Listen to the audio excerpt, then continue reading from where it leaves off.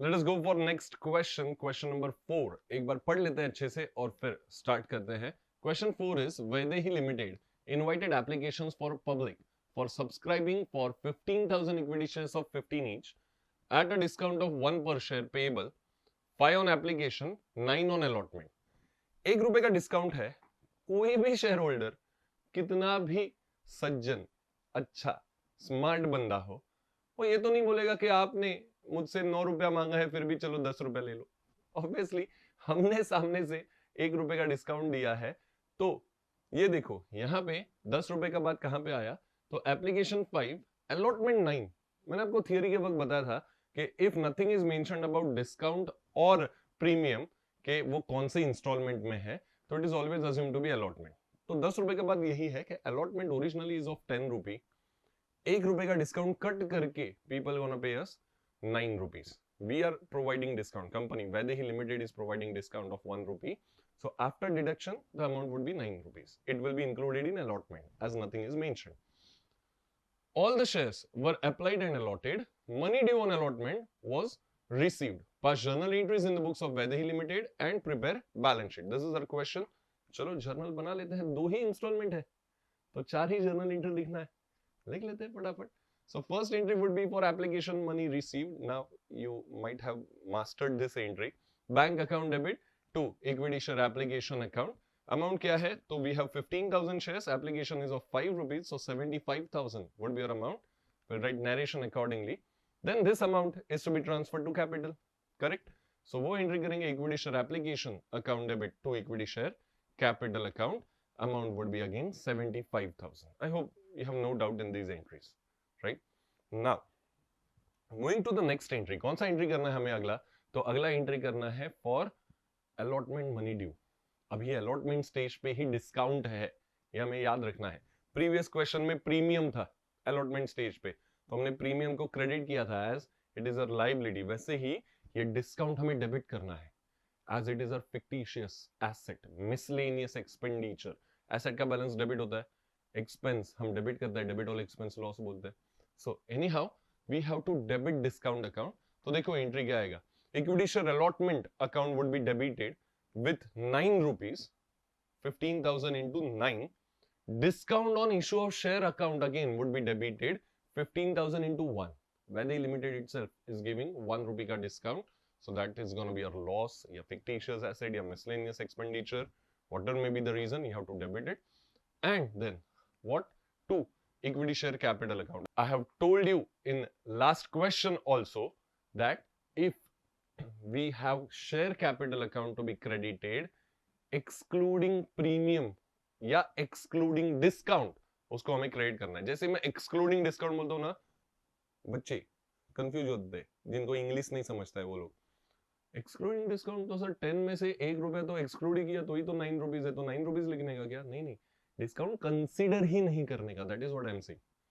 10 रुपी का original allotment, 1 रुपी का discount, फिर 9 रुपीज मिलेगा ना। सो 1 रुपी डिस्काउंट कंसीडर नहीं किया तो अलॉटमेंट कितना था? 10। That is what we have to write, excluding premium excluding discount का मतलब। लास्ट टाइम भी हमने 4 रुपीज में से 2 रुपीज कंसीडर नहीं किया था प्रीमियम का, तो 2 रुपीज ही लिखा था ओरिजिनल प्रीमियम। वैसे ही ओरिजिनल अलॉटमेंट का अमाउंट लिखेंगे, ओरिजिनल प्रीमियम नहीं सॉरी, ओरिजिनल अलॉटमेंट का अमाउंट लिखेंगे 15,000 into 10. So now the amounts are 135, 15 and 150. Narration accordingly will write.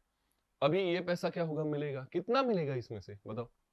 ये आप बताओ, आप हाँ आप ही बताओ कितना पैसा मिलेगा इसमें से अलॉटमेंट स्टेज पे? ऐसा का ध्यान नहीं है आपका मतलब।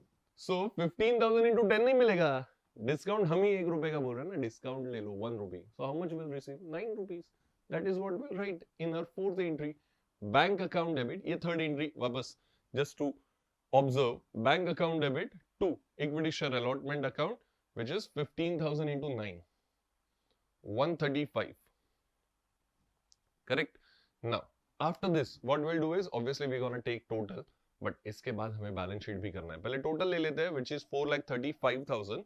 Now we'll go for balance sheet as well. Balance sheet के लिए सिंपल बात मैंने बताया था, लायबिलिटी जब भी लिखना है तो क्रेडिट प्लस और debit minus, direct from journal से अगर लिखना है तो एंड एसेट लिखना है तो डेबिट प्लस क्रेडिट माइनस। ये सब मैं जो बोल रहा हूँ आपको अगर नहीं पता है तो लिख के रखो बुक में, ऐसे कैसे देख रहे हो, बाद में भूल जाओगे। लिख के रखो तो कहीं ना कहीं पढ़ लोगे, ठीक है, से लिखते जाओ। सो फिलहाल देखो लाइबिलिटीज में first thing will write it share capital. कैसे कैलकुलेट करेंगे, इफ यू नो करेक्टली कि सर 15,000 शेयर था, उस पे 14 रुपीज मिला है हमें, लेकिन 1 रुपी का डिस्काउंट कंसीडर शेयर के वक्त नहीं करते सर, तो इसीलिए शेयर कैपिटल में हम 15 रुपीज लिखेंगे। वेरी गुड, ये सब आपको पता है तो अकॉर्डिंगली लिख लो शेयर कैपिटल 15,000 इंटू 15। लेकिन कुछ लोग अपनी ही धुन में मगन रहते हैं, उनको ये सब बात पता नहीं, उनको जर्नल एंट्री लिखने आता है लेकिन इतना सोचता कौन है सर। तो उनके लिए मैंने बताया कि अगर आपको लायबिलिटी लिखना है, liability credit plus debit minus, देखो ये 4 जर्नल एंट्री लिखा हमने, इसमें 2 बार कैपिटल क्रेडिट किया है, डेबिट एक भी बार नहीं किया, तो क्रेडिट जो किया वो प्लस कर दो, आपका अमाउंट इतना ही आएगा 2,25,000। देखो यहाँ पे एक बार क्रेडिट किया है 150 से, और सेकेंड एंट्री में एक बार क्रेडिट किया था हमने which was 15,000 into 5 75,000 से, so 150 plus 75,000 भी यही आएगा, याद रखो, नहीं तो ये तो आपको पता ही है, दिया है क्वेश्चन में। Now as far as assets are concerned, bank, again bank is asset, तो debit plus credit minus, credit तो किया नहीं बैंक को एक भी बार, 2 बार डेबिट ही किया है। कहाँ कहाँ सर, ये देखो यहाँ पे फोर्थ एंट्री में 1,35,000 से, और फर्स्ट एंट्री में, first entry which was for application money received, उसमें 15,000 इंटू 5 बराबर, तो टोटल 14 रुपीज मिला है, यहाँ पे 9 रुपीज और फर्स्ट एंट्री में 5 रुपीज, सो टोटल 2,10,000।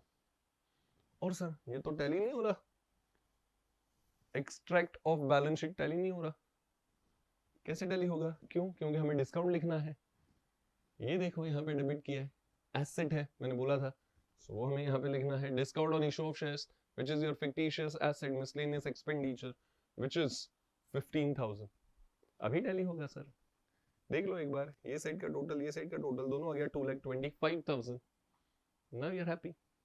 चलो मिलते हैं अगले क्वेश्चन में, तब तक ये एक बार रिवाइंड करके देख लो डिस्काउंटिंग वाला केस, प्रीवियस क्वेश्चन एक बार देख लो प्रीमियम वाला केस, फिर अगले अगले क्वेश्चन में और एडजस्टमेंट्स बढ़ेगा, उससे पहले ही ये सब क्लियर कर लो।